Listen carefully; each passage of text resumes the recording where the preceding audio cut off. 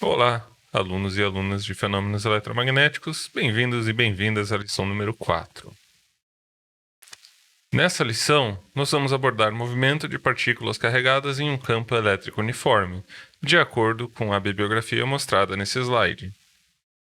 Nosso objetivo é entender como uma partícula se movimenta em um campo elétrico. Então, a gente já sabe que a força elétrica é dada por carga vezes o campo elétrico, como vocês já viram na parte anterior dessa lição. E uma força também é igual a massa vezes a aceleração, como vocês já aprenderam em fenômenos mecânicos. Então, usando essa igualdade Q igual a ma, a gente pode rearranjar e obter a aceleração dessa partícula. Essa partícula vai ter uma aceleração igual a Q e dividido pela massa da partícula.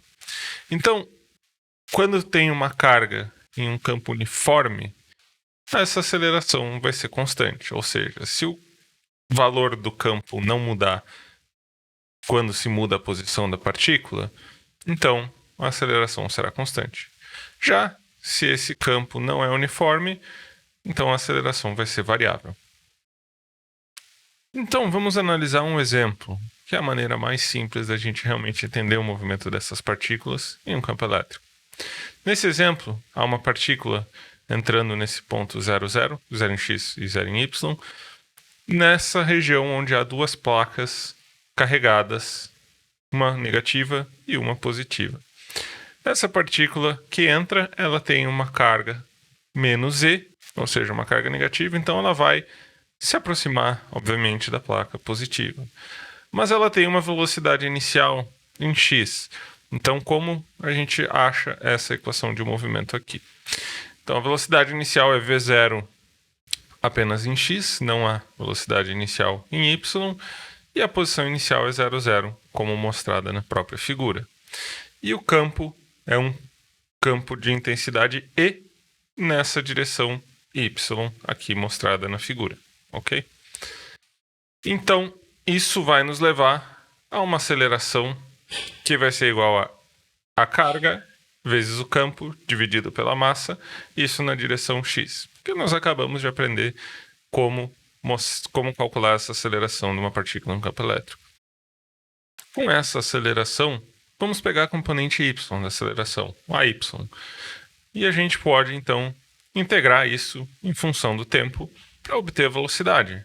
Então, a integral da aceleração é a velocidade, e aqui a gente resolve a integral no lado direito e obtém E, carga elétrica E, vezes E maiúsculo campo, dividido por M, tudo isso vezes o tempo T.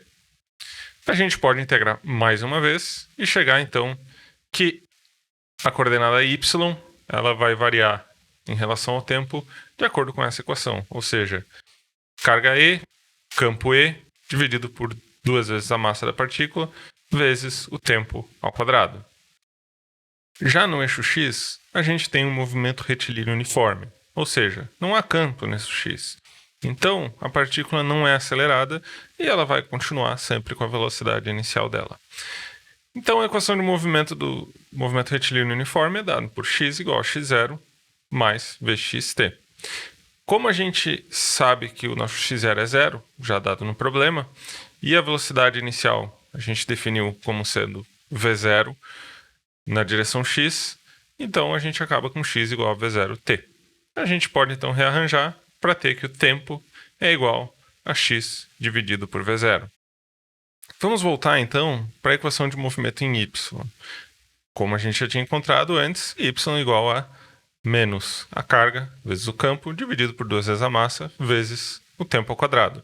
Substituindo então esse tempo que a gente acabou de encontrar, a gente chega na seguinte equação de movimento. Y é igual a menos a carga vezes o campo dividido por 2 vezes a massa vezes a velocidade inicial v0 ao quadrado vezes x ao quadrado. Assim a gente pode determinar a posição da partícula no eixo y sabendo a posição no eixo x.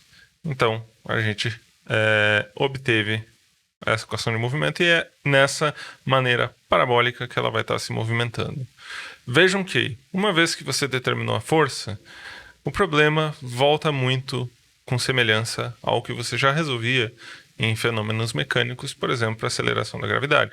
Só que aqui a aceleração ela está vindo de um campo elétrico e não de um campo gravitacional. Isso era o que eu tinha para mostrar para vocês nessa lição 4. Muito obrigado pela atenção e até a próxima semana de aulas.